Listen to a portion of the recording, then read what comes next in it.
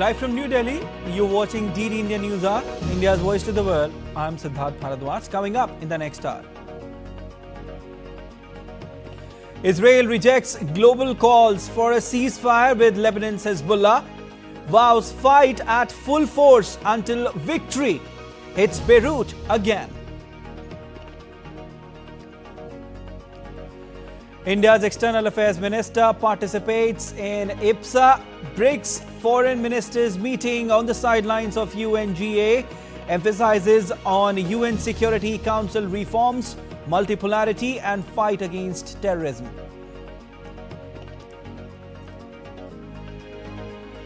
Japan lawmakers vote for new Prime Minister to replace Fumio Kishida. Results likely in few hours.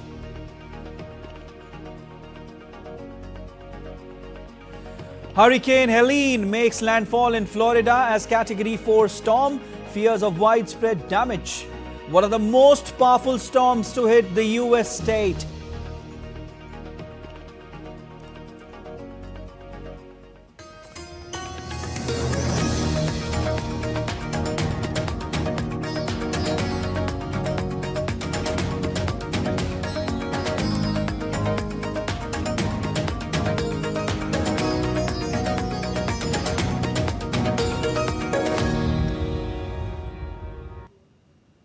Israel has ruled out a ceasefire with Hezbollah, pressing ahead with strikes and ordering his military to fight at full force.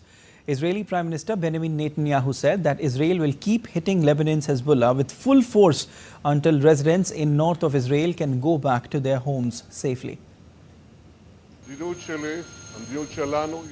My policy, our policy is clear. We are continuing to hit Hezbollah with full force and we will not stop until we achieve all our goals. First and foremost, returning the residents of the north safely to their homes. Despite Israel's stance, the US and France have sought to keep prospects alive for an immediate 21-day truce they proposed earlier on Wednesday and said negotiations continued, including on the sidelines of a United Nations meeting in New York. Earlier, Israel said a Hezbollah Air Force commander had been killed in an airstrike on Beirut. Mohammad Surur, the head of one of Hezbollah's Air Force units, was killed in the strike on a populated area of Beirut's southern suburbs. There have been a number of such strikes this week alongside more than 1,000 others around the country. Israeli Prime Minister Benjamin Netanyahu will address the UN General Assembly along with family members of the hostages who were kidnapped by Hamas and held in Gaza. Netanyahu's speech is expected to focus on the ongoing conflicts in Gaza and Lebanon and the future trajectory of the two amid growing international pressure on Israel to strike a ceasefire deal with both Hamas and Hezbollah.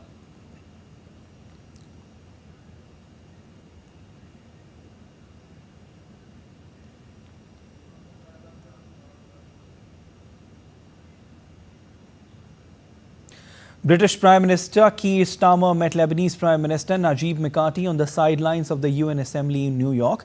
The meeting came one day after Starmer at a UN Security Council meeting called for diplomacy and an immediate ceasefire to bring Israel and Hezbollah back from the brink. The British government said in a statement to stop violence and need of immediate ceasefire to provide space for a diplomatic settlement. UK PM Starmer calls for Lebanon ceasefire, space for diplomacy in the Council meeting of United Nations. I call on Israel and Hezbollah, stop the violence, step back from the brink. We need to see an immediate ceasefire to provide space for a diplomatic settlement. And we are working with all partners to that end.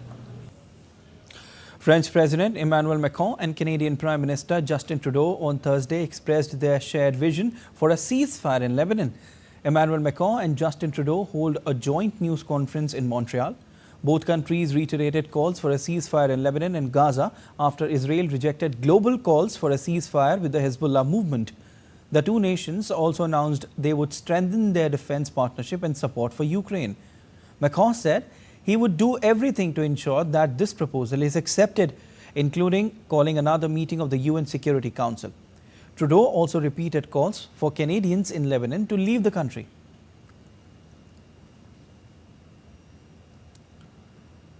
The President of the European Council, Charles Michel, said on Thursday that allowing conflict to increase further between Israel and Lebanon would be irresponsible. Speaking at the United Nations General Assembly, Michel said the European Union called for the ceasefire in both Gaza and Lebanon. He also reiterated the bloc's support for Ukraine in its conflict with Russia and condemned the continuing civil war in Sudan.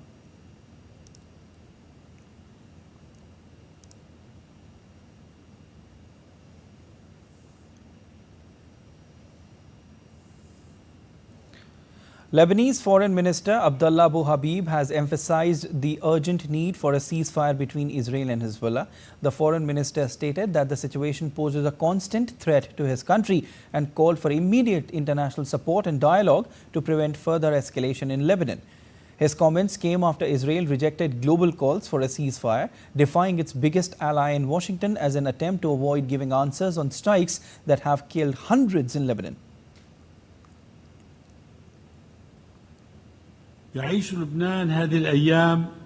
Lebanon is living through a crisis that threatens its very existence. The future of our people and our prosperity are in peril. And this is a situation that requires international intervention on an urgent basis before the situation spirals out of control with a domino effect, making this crisis impossible to contain. We reiterate today our call for a ceasefire on all fronts so that it will be an opportunity and a prerequisite towards the full-fledged implementation of Resolution 7001 of the United Nations Security Council, which has been effective in establishing a relative degree of stability in the south of Lebanon since the end of the July War of 2006 up until 7th October 2023. Addressing the United Nations General Assembly on Thursday, Germany's Foreign Minister Annalena Baerbock said her country is not giving up on a political solution for Israelis and Palestinians to live in a peace side by side. She also added that they will not rest until the hostages are home. We are not resting until the hostages are home. This is why we are working so hard for a ceasefire. The Biden plan, which was endorsed by the Security Council. While at the same time, together with our partners, we are working hard to get more humanitarian aid into Gaza. This is why I've been in the region 11 times since October. Germany alone has provided more than 360 million euro for humanitarian aid for Gaza, for the Palestinian families in Gaza since last October. And this is also why yesterday we came together with a group of countries to call for an immediately 21-day ceasefire along the blue line. U.S. Secretary of State Antony Blinken told Israel on Thursday that further escalation to the conflict involving Lebanon will only make it harder for civilians to return home on both sides of the border. During his meeting with Israeli Strategic Affairs Minister Ron Dermer on Thursday on the sidelines of the UN General Assembly, U.S. Secretary of State Antony Blinken reiterated the Biden administration's belief that an Israeli escalation against Hezbollah will only make it more difficult to accomplish the objective of returning evacuated Israelis to their homes along the northern border. The State Department in a statement said, the Secretary discussed the importance of reaching an agreement on the 21-day ceasefire across the Israel-Lebanon border. The State Department added that Blinken also discussed efforts to reach a ceasefire in Gaza and steps that Israel needs to take to improve delivery of humanitarian assistance in the enclave where nearly the entire 2.3 million population is displaced and a hunger crisis exists.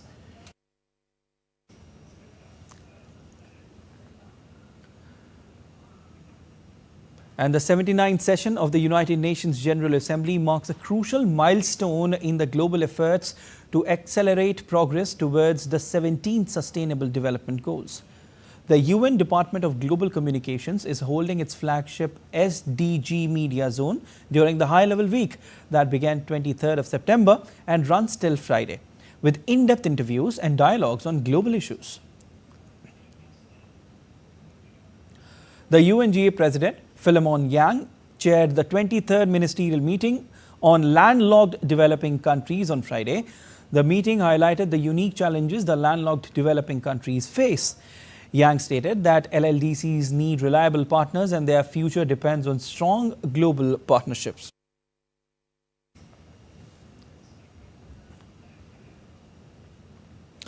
The head of Sudan's paramilitary rapid support forces say that the faction remained ready to implement a nationwide ceasefire in its prolonged conflict with the army and allow for the delivery of humanitarian aid.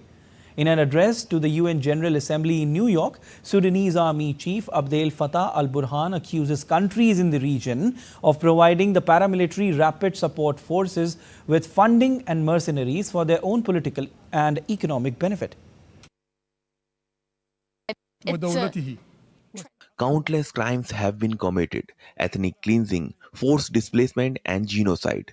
All of this has been committed by the Rapid Support Forces, the RSF, which should be considered a terrorist group. The militia is continuing to perpetrate crimes, and it is the most unfortunate that it is receiving the support of some countries in the region, countries which are providing funding and mercenaries for their own political and economic benefit, in flagrant violation of law and international will. States which are providing And moving on, US President Joe Biden and Vice President Kamala Harris have introduced new executive actions aimed at addressing gun violence in the United States.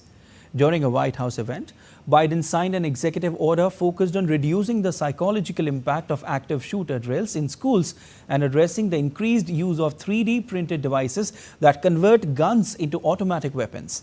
The announcement marks the one-year anniversary of the White House Office of Gun Violence Prevention, which Harris leads. A task force has been created to assess these threats, with a report expected within 90 days. In addition to focusing on gun violence in schools, the executive actions aim to improve how schools conduct active shooter drills. Biden has instructed to create guidelines that help schools conduct these drills in a way that minimizes trauma for students and staff. US prosecutors on Thursday charged New York City Mayor Eric Adams on accepting illegal campaign contributions and luxury travel from Turkish nationals seeking to influence him, capping an investigation that has sent the largest US city's government into turmoil. In a 57-page indictment, alleges the mayor accepted illegal campaign donations, including those from Turkish businessmen in exchange for political favors. Mayor Adams accused of being engaged in a long-running conspiracy in which he solicited and knowingly accepted illegal campaign contributions from foreign donors and corporations.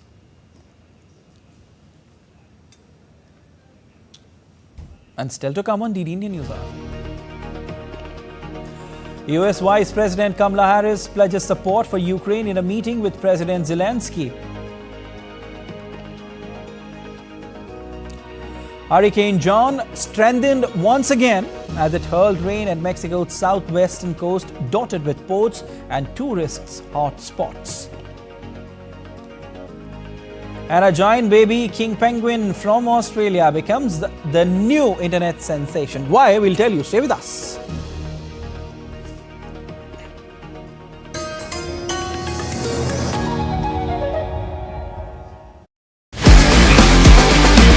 On multiple hats in the Indian sports bodies and the international sports bodies. It's for India is very, very important for us, and it's not only to me but for the country. They act as a catalyst to put yoga on a different level. It's a pet project as far as the Prime Minister is concerned. He himself is very keen on yoga and he's always there promoting yoga.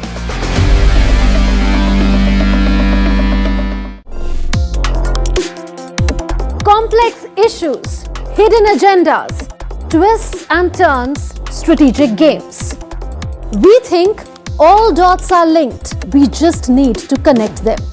Join me every week as I connect the dots to unravel hidden designs in statecraft, mysteries, and decode issues that matter to you. Watch Connecting the Dots with me at these times on DD India.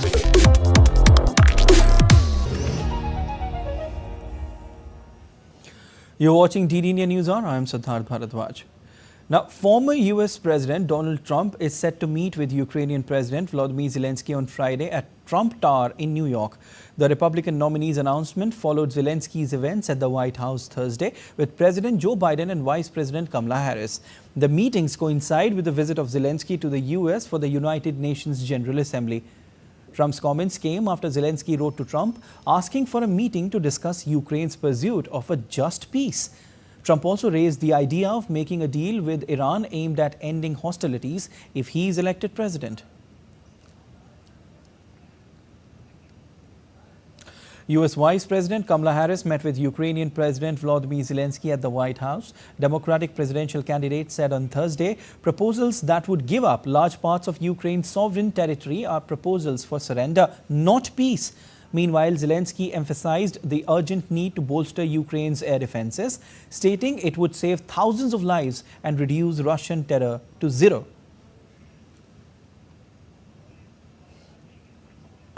The United States cannot and should not isolate ourselves from the rest of the world.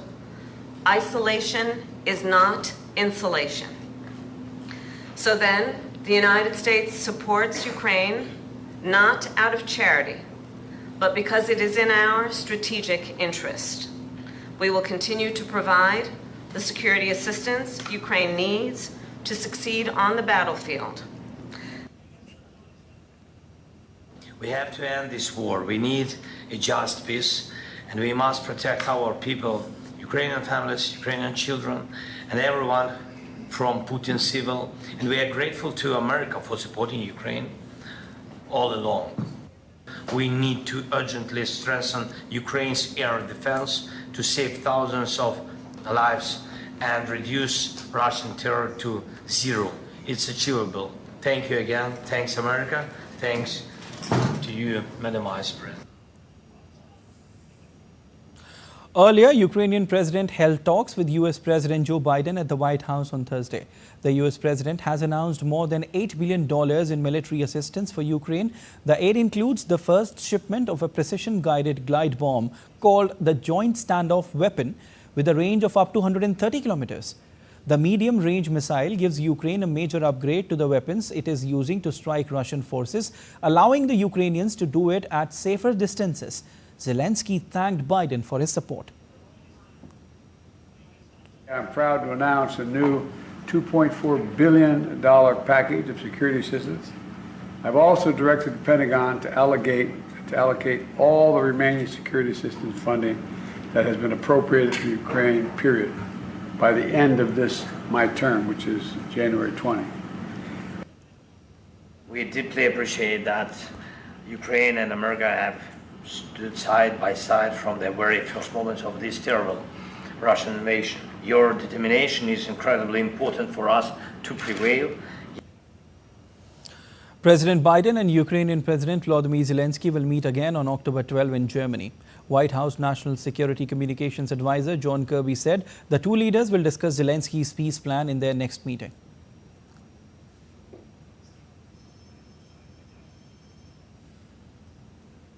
A congressional task force investigating the attempted assassinations of former President Donald Trump held its first hearing on Thursday. They discussed lapses in communication and perceived missteps in preparation by the Secret Service during and ahead of Trump's rally in Pennsylvania.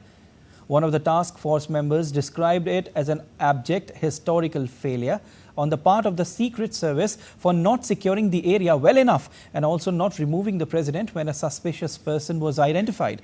A former Secret Service agent and authorities from local police departments in Butler County were some of the witnesses at the hearing.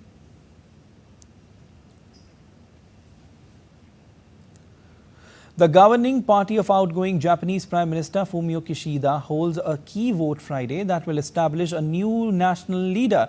The voting by lawmakers to choose new Prime Minister of Japan has started, and in a few hours, people will know its next leader. In a two-round election, the lawmakers of ruling Liberal Democratic Party will select the person who will succeed Prime Minister Fumio Kishida as both its leader and, given its majority in the lower house of parliament, the new Prime Minister. Polls suggest 3 candidates have the edge in a record 9-strong field, which is ex-Environment Minister and heir to political dynasty Shinjiro Koizumi, Economic Security Minister Sanae Takaichi, and former Defense Minister Shigeru Ishiba. If no candidate secures a simple majority, a runoff poll follows between the 2 candidates with the most votes. Whoever is chosen must quell anger at home over rising living costs and navigate a volatile security environment in East Asia. The scramble to replace Kishida was sparked in August when he announced his intention to step down over a series of scandals that plunged the Liberal Democratic Party's ratings to record lows. The LDP must hold a general election by October 2025.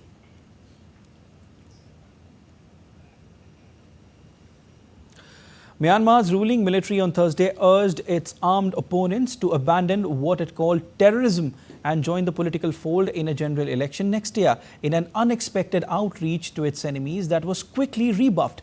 The military government in a statement said that those who have been opposing the state should leave the armed terrorism route and invited them to join the party politics and election route. However, Myanmar's shadow National Unity government swiftly rejected the plea from military for its armed affiliates, the PDFs, to abandon their rebellion and form a party. The offer was the military's first olive branch to its rivals since its 2021 coup, having resisted international calls to enter into dialogue with what it insists are terrorists determined to destroy the country.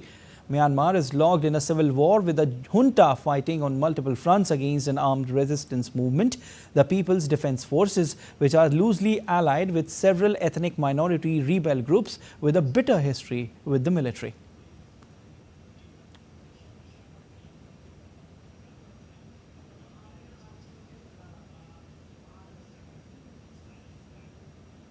Some weather updates now. Hurricane Helene made landfall in Florida's Big Bend region late Thursday as one of the most powerful storms to hit the U.S. state, raising fears of deaths, widespread damage and even worse floods than the severe deluge which had preceded its arrival. Helene hit Florida, packing sustained winds of around 209 km per hour, making it a powerful Category 4 storm. Even before it made landfall, the storm had flooded the Gulf Coast and knocked out power for at least 1 million customers in the state.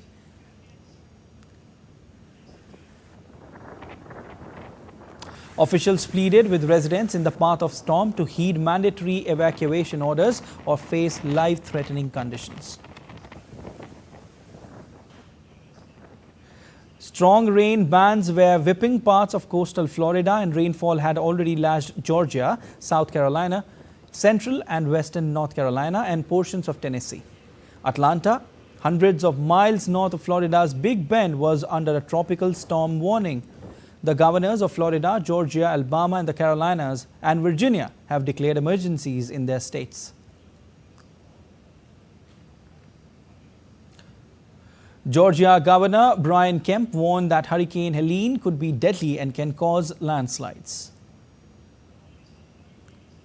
We've declared a state of emergency, as you know, for all 159 counties on Tuesday, giving emergency management teams plenty of time to prepare and also deployed resources where needed ahead of this storm. This is a big storm. It is going to affect our entire state. We feel certain we're going to be having to remove debris and clear roads statewide. So instead of deploying a bunch of resources to one part of the state like we normally would do before a storm, we're expecting to have to deal with debris fields in all parts of the state.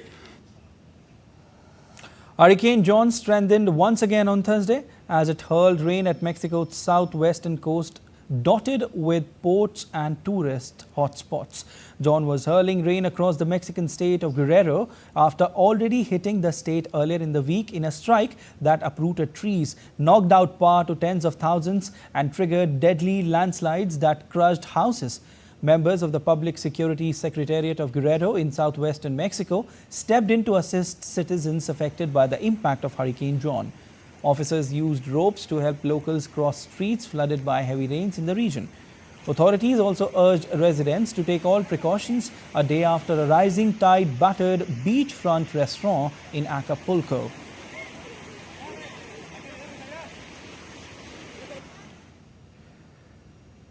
Ecuador's capital Quito, already reeling from a spate of horrific gang violence, is now fighting fires with limited water and amid the country's worst drought in 6 decades. Ecuador is one of several South American nations battling record wildfires that have consumed millions of hectares amid one of the most severe droughts in years, linked by experts to climate change. Quito, a city of around 3 million people situated at vertiginous 9,350 feet, has been battling blazes for 3 weeks now. The mayor of Quito declared an emergency in the Ecuadorian capital due to fires that have besieged the region at a time when a historic drought has stretched resources and patience. The mayor of Quito informed earlier on Wednesday brigades were combating a worrying hotspot in the area with aerial water drops. Ecuador's Minister of Environment confirmed the cause of the wildfire was an arson. In the latest update on Russia-Ukraine conflict, Russia said it captured another settlement in the Donetsk region on Thursday. The Russian military said military forces destroyed many Ukrainian personnel, destroyed Ukrainian tanks, armored vehicles and American-made howitzers, and destroyed 12 Ukrainian ammunition depots, while Ukraine said it repelled Russian attacks. Meanwhile, the General Staff of the Ukrainian Armed Forces said fighting continues across multiple fronts, especially in the areas of Pokrovsk and Kurakhove. In addition, Kharkiv, Sumy and Chernihiv have continued to endure bombardment from Russian troops. Let's take a look at other stories making news around the world. Hundreds of protesters joined the relatives of 43 Mexican students for a protest in Mexico City ahead of the 10th anniversary of their disappearance in a country on Thursday. A group of 43 Mexican students disappeared in southwestern Guerrero state on the same day in 2014.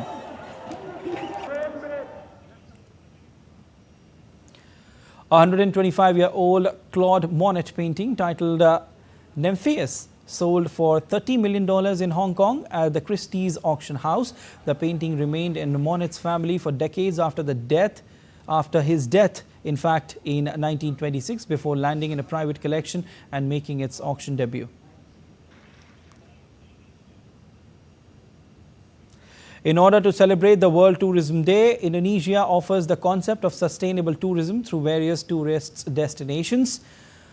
Baluran National Park in East Java focus on flora and fauna conservation as well as a way to improve local people's welfare.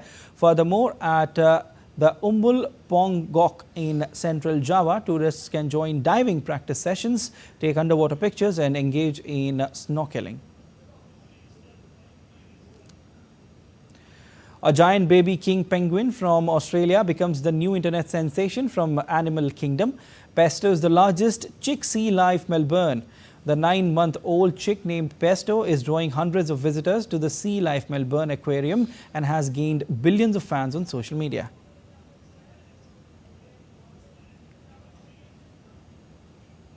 And still to come on DD India News Hour. Campaigning in full swing in Jammu and Kashmir for the third and final phase of assembly polls.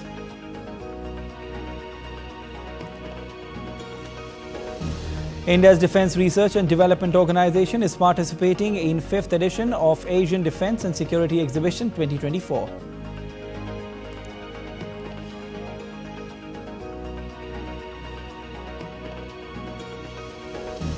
World Tourism Day is being observed on September 27. Theme this year focuses on tourism and peace.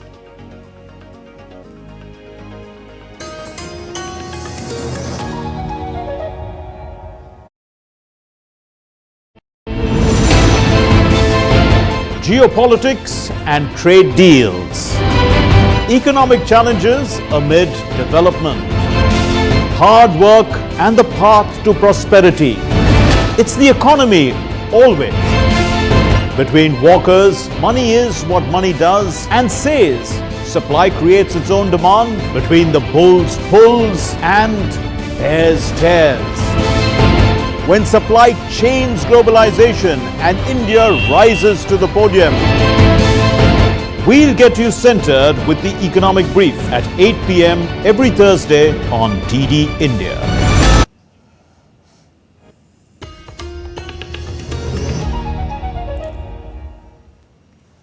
You're watching DD India News Hour. I'm Siddharth Bharadwaj, and a quick recap of the headlines.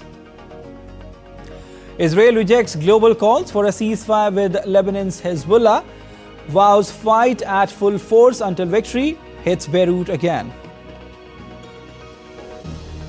India's External Affairs Minister participates in IPSA BRICS Foreign Ministers meeting on the sidelines of UNGA, emphasizes on UN Security Council reforms, multipolarity and fight against terrorism. Japan lawmakers vote for new Prime Minister to replace Fumio Kishida, results likely in few hours. Hurricane Helene makes landfall in Florida as Category 4 storm, fears of widespread damage, one of the most powerful storms to hit the US state.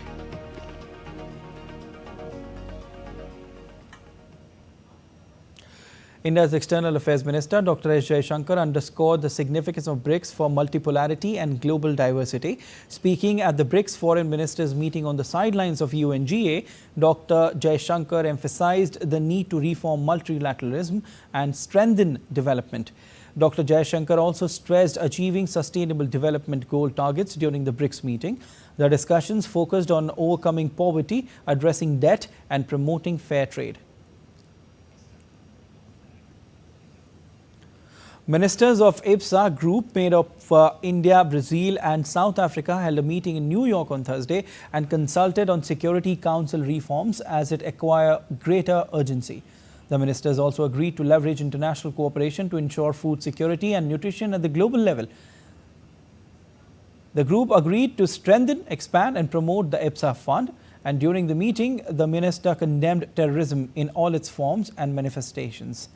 The leaders reaffirmed that the fight against terrorism must be carried out with full respect for international law, in particular the Charter of the United Nations and international human rights law. IPSA, which brings together three major multi-ethnic democracies on three continents, was established in 2024 to cooperate on climate change, terrorism, international governance and development issues. India's External Affairs Minister S. Jaishankar on Thursday met United Nations Secretary General Antonio Guterres. During the meeting, the talks focused on the Pact for the Future, reforming multilateralism, artificial intelligence, climate action and concerns in West Asia and Ukraine. Dr. S. Jaishankar also met with the new president of the UNGA, Philemon Yang, on the sidelines of UNGA, and reaffirmed India's commitment to the recently adopted Summit of the Future Pact. Sharing a post on social media, Dr. Jaishankar wrote, and I quote, "Pleased to meet the UNGA President Philemon Yang in New York, assured him of India's full support to his vision of unity in diversity, peace, human sustainability and dignity for everyone, everywhere." Meanwhile, during the UNSC Open Debate on Leadership for Peace, Tanmaya Lal, Secretary, Ministry of External Affairs, stressed the urgent need for reform in the United Nations Security Council. He also said that the world is grappling with devastating armed conflicts and the current multilateral response is inadequate, failing to prevent or resolve these conflicts. Nuclear weapons continue to pose the gravest danger to humanity. India remains firmly committed to the goal of universal, non-discriminatory and verifiable nuclear disarmament within a specified time frame. India's proposal for a step-by-step approach for the total elimination of nuclear weapons is contained in our working paper that was submitted to the Conference of Disarmament in 2007. It calls on the CD to negotiate a comprehensive nuclear weapons convention. As the world's single multilateral disarmament negotiating forum, the Conference on Disarmament needs political will to agree on a program of work and to commence negotiations on legally binding instruments on the core items on its agenda. Campaigning is underway in full swing in Union Territory of Jammu and Kashmir for the third and the final phase of assembly polls. 11 assembly constituencies of District Jammu are all set for the polls, with over 12 lakh voters going to exercise their right to franchise on October 1st. Polling for the first two phases was held on September 18 and followed by the second phase, and the counting of votes will be held on October 8. A team headed by the Chief Election Commissioner Rajiv Kumar arrived in Mumbai to assess the preparations for the upcoming election in western Indian state of Maharashtra. The visit comes as political activity ramps up in the state with a focus on ensuring free, fair and transparent elections in 288 assembly constituencies. During their visit, the 14-member team will hold a series of meetings with key stakeholders. The primary objective of the visit is to review the overall readiness for the upcoming polls over the next 2 days, which includes a comprehensive evaluation of the electoral rolls, polling station arrangements, security measures, and the implementation of voter outreach programs.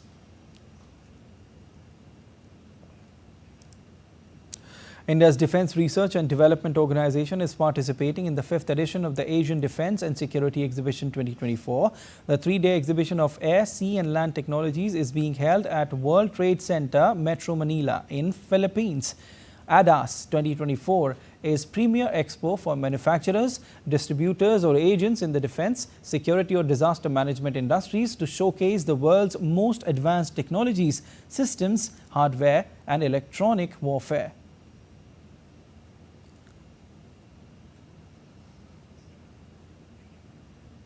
India was elected to the 15-member steering committee of the global anti-corruption platform Globe Network.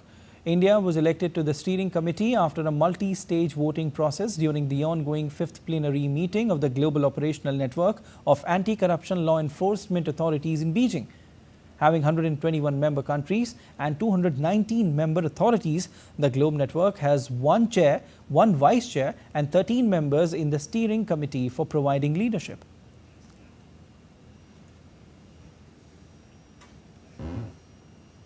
World Tourism Day is being observed on September 27. Theme this year focuses on tourism and peace, highlighting tourism's vital role in fostering understanding between cultures and promoting global harmony. DD India's Prasar Bharati reports.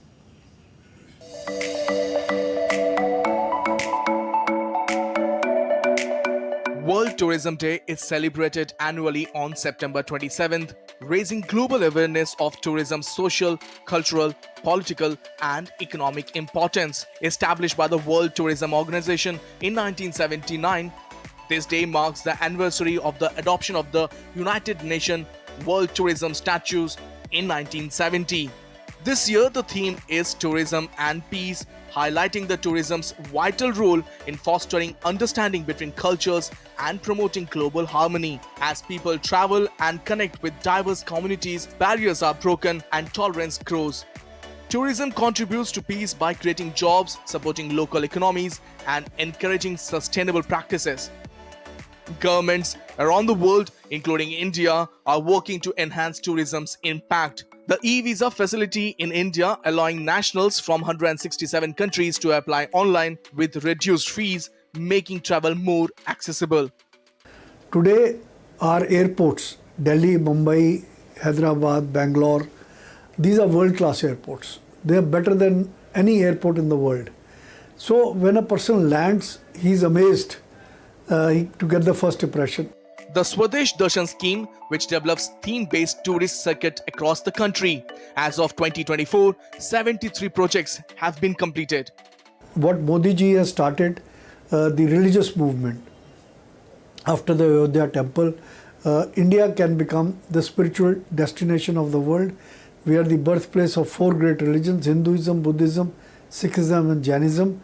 And we can have, charters from all over the world on religious tourism. The Swadesh Darshan 2.0, focusing on 57 destinations for integrated tourism development, and Prasar scheme, enhancing infrastructure at pilgrimage site, further support India's tourism growth.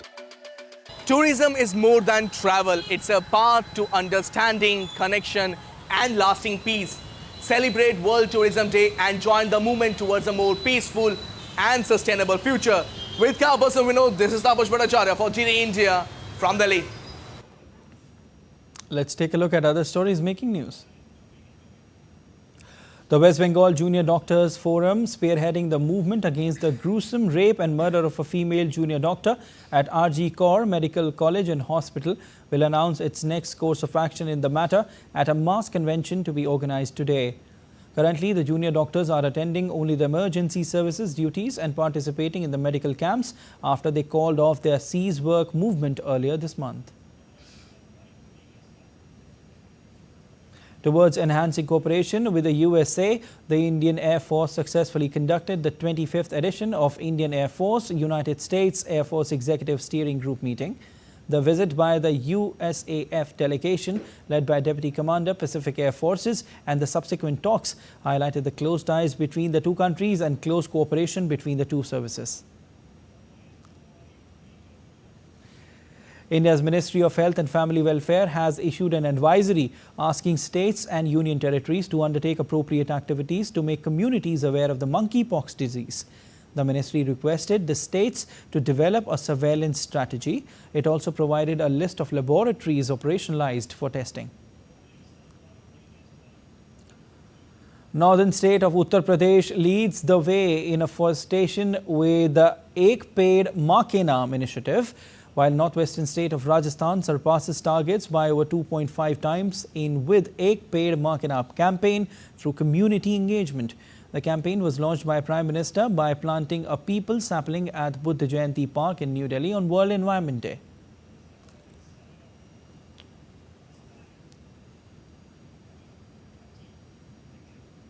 And still to come on DD India News Hour. World Bank expresses commitment towards supporting Sri Lanka's economic recovery and development. India wins the toss against Bangladesh in second test, opts to bowl.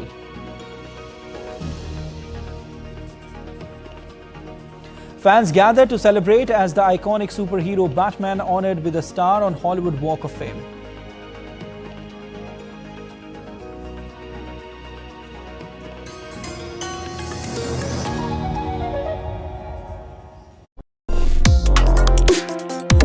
Complex issues, hidden agendas, twists and turns, strategic games.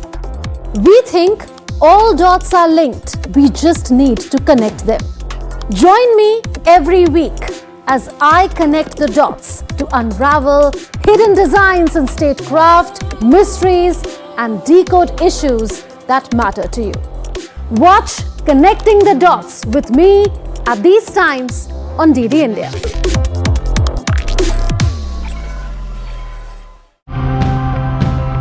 Global warming and climate change are political and ethical issues.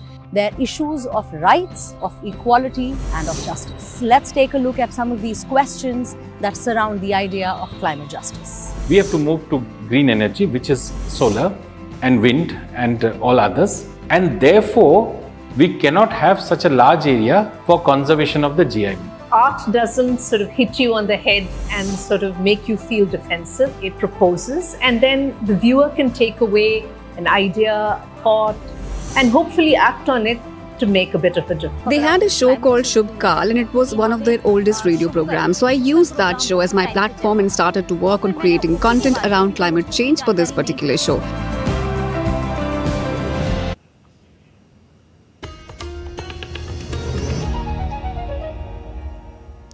You're watching DD India News Hour. I'm Siddharth Bharadwaj. On to business news now.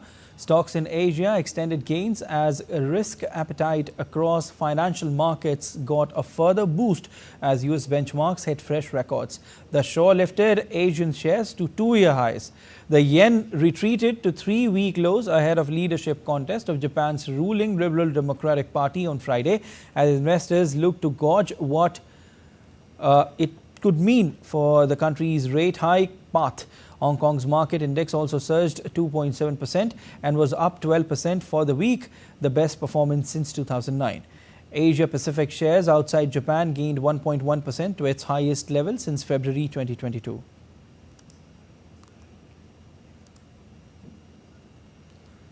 The S&P 500 scored a record closing high and the Dow and Nasdaq rose on Thursday. Shares of Micron Technology rose 15.78% after the memory chip maker projected first quarter revenued above expectations, highlighting strong demand for memory chips used in artificial intelligence computing. A string of robust US economic data eased concerns that the Federal Reserve may be cutting rates aggressively to curb any slowdown. The final reading of gross domestic product confirmed that the economy grew 3% in the second quarter.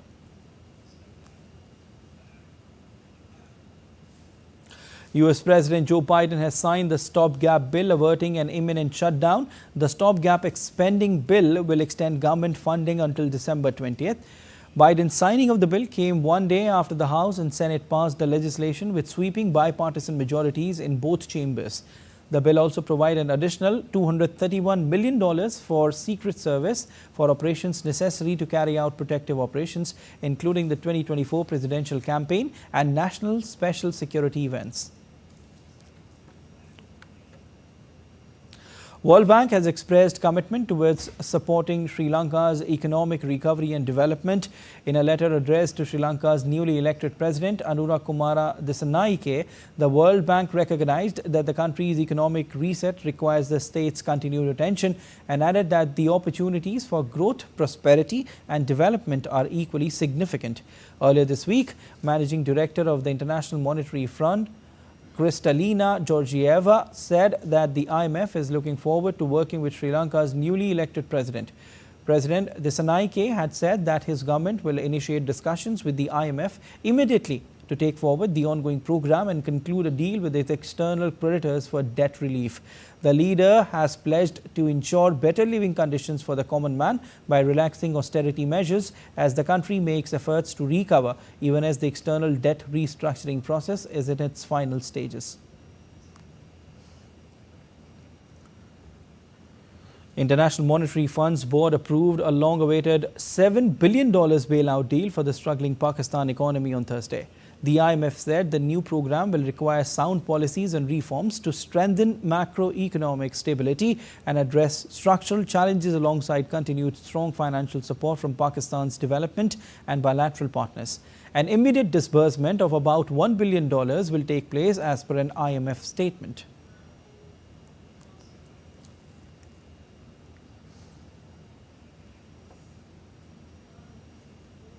You're watching DD News Hour. Time now for sport. And Indian skipper Rohit Sharma won the toss and chose to bowl first against Bangladesh in the second test in Kanpur on Friday. The hosts lead 1-0 in the two-match series and were totally dominant in the opener. Rohit Sharma-led side won the first test in Chennai by 280 runs and Ravichandran Ashwin was declared as the player of the match. Ashwin slammed 113 runs off 133 balls in the first innings and also got a 6-wicket haul in the second. The other positives for India were Ravindra Jadeja, who scored 124 ball 86 run knock in the first innings, and Jasprit Bumrah, who got a 4-wicket haul in the first innings and another dismissal in the second.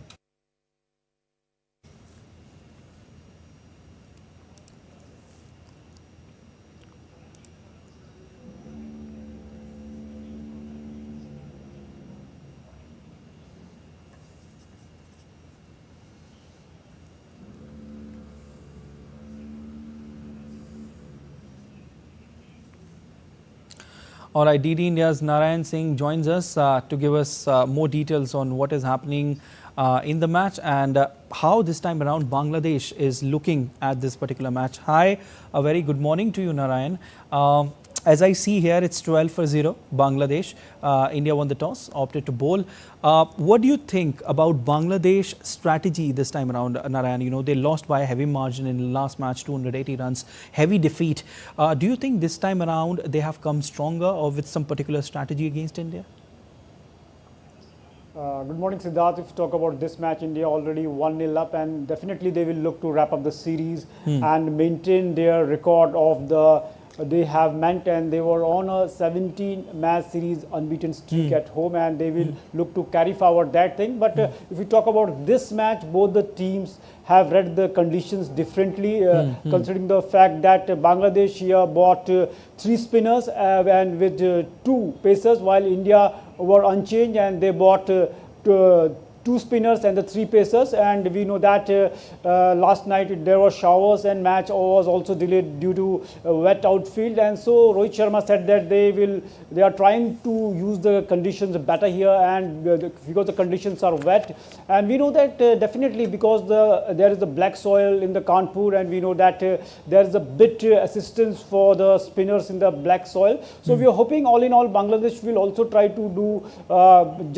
can match the India's potent attack, but we know that India at home condition is a Herculean task for any team to beat them. As we witnessed in the last match, the way Ashwin came and the way he scored century, Rishabh Pant scored century, and Shubman Gill too scored century. But the question will be on the we can say senior pros, KL Rahul, and if we talk about Rohit Sharma too and KL Rahul, they couldn't score in the first test match, and they will look to pile up some run in this match because the next series is against New Zealand at home, and they will try to gain the momentum ahead of that important series. Definitely, Narayan. It's just the first day of the second test between India and Bangladesh, and after a heavy defeat, Bangladesh will definitely try to implement some strategies against India, whereas India will try to maintain that winning momentum against Bangladesh. But we leave it there. Thank you. In an exclusive chat with DD India's Narayan Singh, D. Gukesh appeared elated after his stellar performance at the Chess Olympiad. Gukesh expressed his joy and shared that his next big goal is the World Chess Championship final. Listen in. Indian chess player dominated the Chess Olympiad and won gold in both open and women's section. And right now I am joined by D. Gukesh. Gukesh, a fantastic performance and congratulations to the way you performed. Also got an individual gold. So how you analyze the whole performance of the Indian team throughout the tournament? It was very tough, and the score people scored, it was, we can say that, amazing. Yeah, I'm super happy with how the team performed, and I performed personally. The goal coming into this tournament was to win the team gold, and I'm super happy with the way that we managed to win in a very dominant fashion, and it's something very historical, and I think and I really hope this means a lot to many people, and chess grows into a mainstream sport, and a lot of people take up chess. Gukesh, talking about the World Chess Championship final, you are the challenger and Dinglaren will be against you. So do you think at this Olympiad, the way the tournament was very stiff, challenging, is definitely going to help you there in the World Chess Championship final? Olympiad was a good practice. I mean, Olympiad is a different tournament. World Championship will be a different tournament.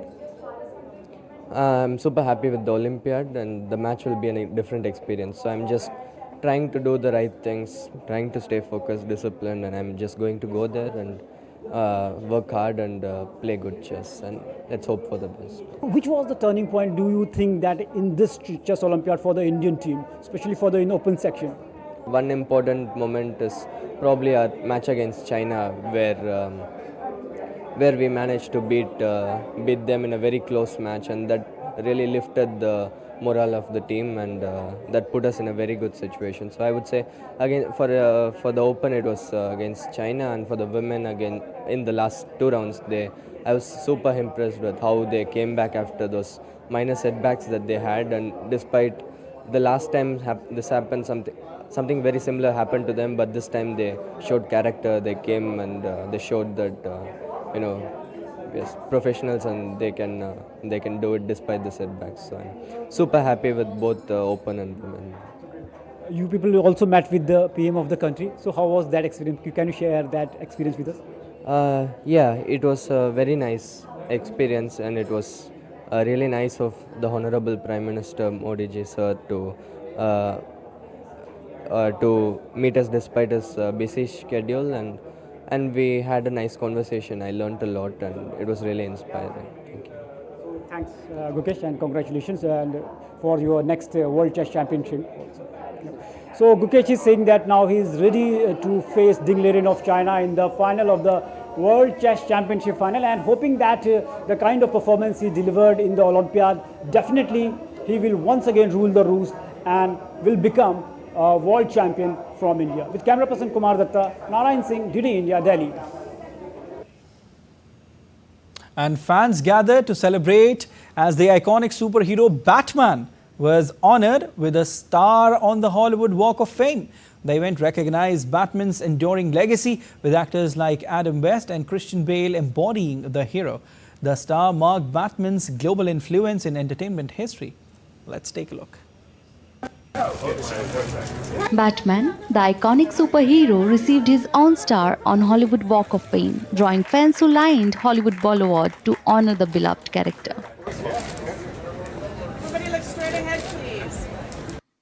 Batman, portrayed by iconic actors such as Adam West, Michael Keaton, Ben Affleck, and Christian Bale, has captivated audiences for over 85 years. DC President Jim Lee commended Batman as a symbol of intelligence and determination, highlighting his global impact. Batman is one of the most iconic fictional characters in the world and is a self-made superhero, notable not for his superpowers, but for his intelligence, grit and determination, and technical mastery.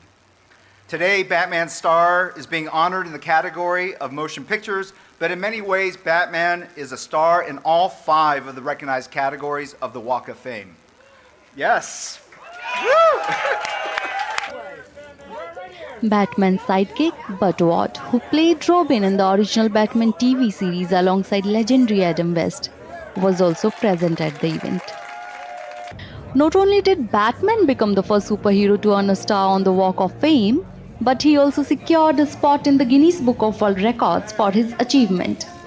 The Caped Crusader star is a tribute to his success in motion pictures as well as his impact across all mediums.